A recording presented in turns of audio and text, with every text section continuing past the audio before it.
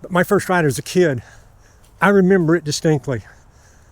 This second ride coming back, I'll remember just like that. It has that same kind of emotional grab. I was laughing in the helmet. God, it was amazing. Hey guys, welcome back. You know, if you've taken some time off from motorcycling and you're wanting to come back, you might be feeling some anxiety, maybe even a little fear. I know I did, and not in my 30s. You know, in my 20s and 30s, I took off years. But at 59 years old, I was away from the motorcycle for just 6 to 8 months.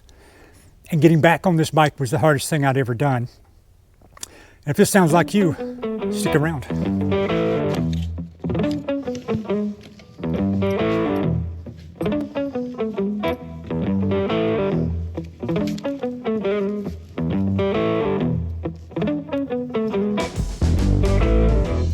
For a returning motorcyclist, the reality of being away from riding for an extended period of time can bring difficulties of both a mental and physical nature, especially as we age. But getting back in the saddle after a long break isn't just about dusting off your bike. It's about conquering your mind.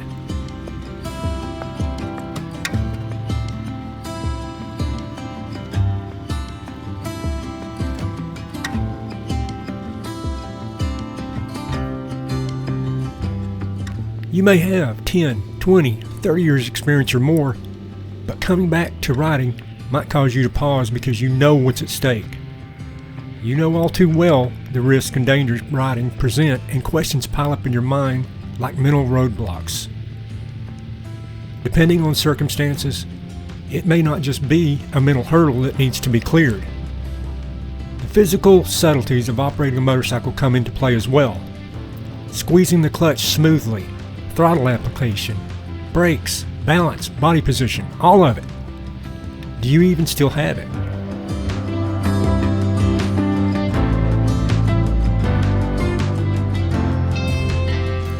These questions need answers, but turning to others can present another set of obstacles.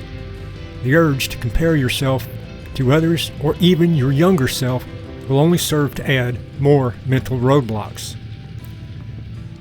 This is where a focused approach is needed and a willingness to close off those things that become barriers to succeeding. Finding your strengths and weaknesses first and making a routine that builds your confidence is key. This can only be done by understanding how to establish your path back. And the pace you set is unique and will depend largely upon the specifics of you and your bike, and not everyone else's experience. When I got out of treatment and thought it was about time for me to take my first ride, I was in for a rude awakening. In my particular case, my biggest problem was of a physical nature. I found out that just simple things that I had done with ease for 30, 40 years were not coming back to me. Things like squeezing the clutch and the brakes smoothly, just moving the bike around in the garage was something of a chore for me. And so, it was at that point that I knew I had a lot of work to do first, and I had to start slow. This wasn't going to be like it was in my 30s. But that kind of set me into a position to set goals for myself. And so that's what I did. My first goal that I set was to do a trip.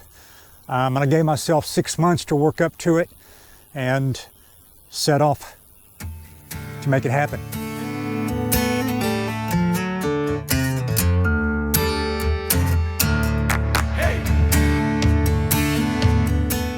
Facing the possibility that you've declined is a hard pill to swallow, especially for those riders who are seasoned or with prior experience.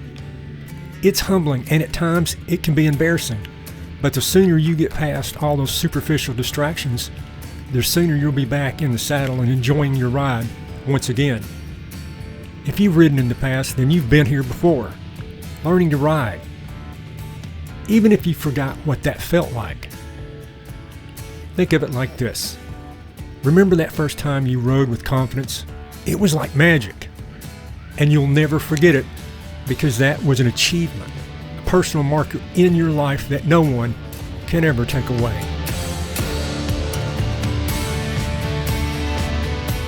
That is the goal you need to set for yourself again. Rebuilding your confidence and skill is not something to be ashamed of. Instead, it will be another of those markers in your life, a source of personal pride and achievement. But this time, so too will the journey itself, the process of getting back on the bike with confidence. In motorcycling, it has been said that the journey is the destination, the part we remember the most, rather than some spot on a map. This holds true with the reacquaintance process. It is something that will be a personal achievement you'll never forget.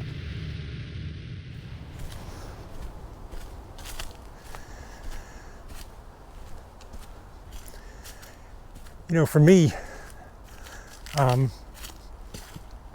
coming back was sort of an adventure because,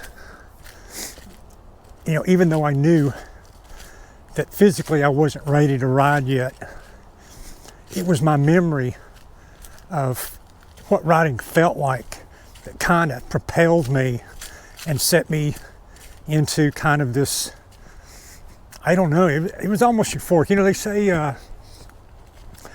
sometimes bad things happen and you find good in that, and I think that was kind of, for me, the driving force behind it all was that, you know, I was chasing a dream again. And man, I mean, looking back on it, it really was quite a fun time.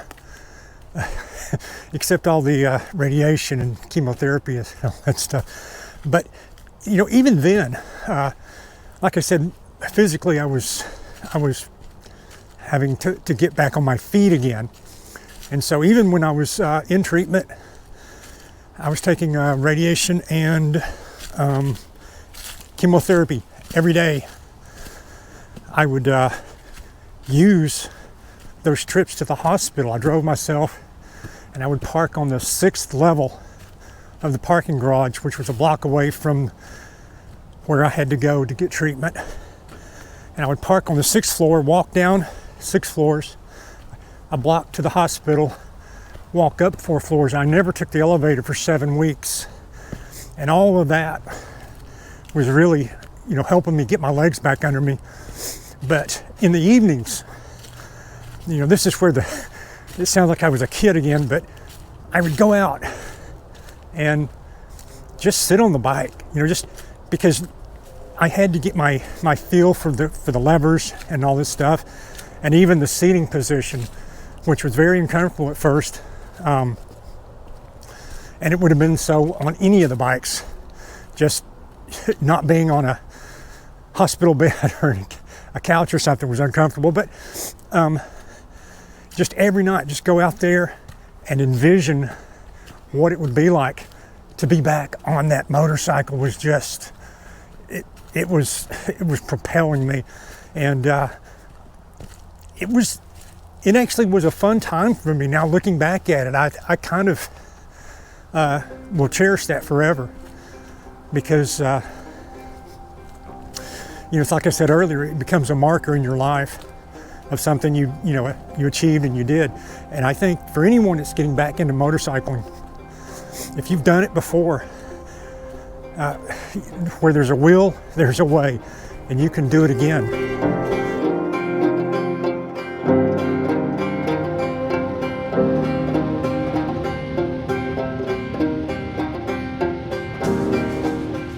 Identifying your shortcomings and focusing on improvement has a massive impact on your confidence. With each slight improvement, you will be rediscovering why you rode in the first place. Fear and doubt will begin to fall away, and the feelings of focus, stress relief, and exploration help you to override the pressure of performance that was holding you back. Riding becomes comfortable again with every small gain you make. And there is an exponential effect to these gains. Slow at first, but then rapid improvement and skill, ability, and confidence begin to build. Once you hit this phase, the excitement and revelations of riding will return rapidly, almost as if you never left off in the first place. By taking that first step, you'll find the journey back will become one of your greatest sources of personal pride and joy, a trip you'll never forget. It's out there. Just go get it. I took my first ride post-treatment, and it was only about 3 minutes. I still had some stuff attached, and I geared up, and it was about this time of year. Today is January 16th, I think, and it was a day just like this, so I put all my gear on and hopped out there on the bike and just rode around. And I can't tell you how that felt, to that first ride was just, it was amazing. I mean, I remember my first ride as a kid. I'm crossing a little that, but my first ride as a kid, I remember it distinctly. This second ride coming back, I remember just like that. It has that same kind of emotional grab. I was laughing in the helmet. God, it was amazing.